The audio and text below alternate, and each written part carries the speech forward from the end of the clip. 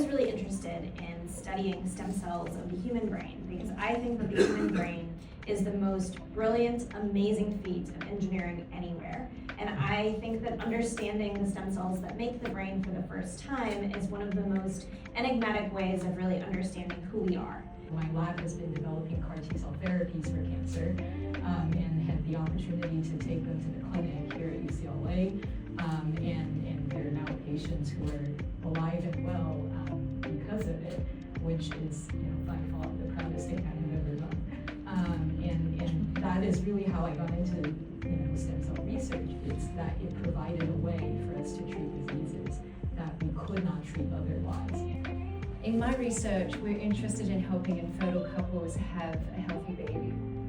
And we do that by using stem cell technologies to improve outcomes with in vitro fertilization.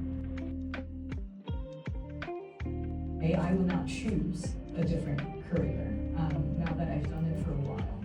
And the reason is it really is a privilege that we get to work on problems that we think are exciting, that we think are important, and we can come up with an approach that we think is the right way to do it and try it.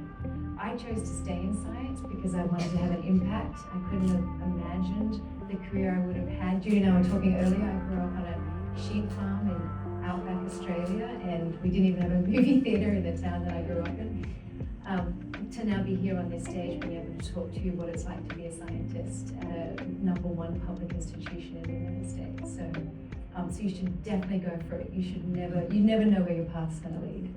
We have new AI tools that are coming in and are changing a lot of how we think science and work will typically be done. And I think that stem cell science is going to benefit from those tools, but also is going to need people who are thinking about the questions and really understanding the biology, because it's a new enough field that we don't know everything about it. And so until you have a substantial amount of knowledge, it's hard to predict what is actually going to happen with stem cells and how they work. And so I think it's one of the most exciting frontiers, and I think that there's really great resources here at UCLA and California.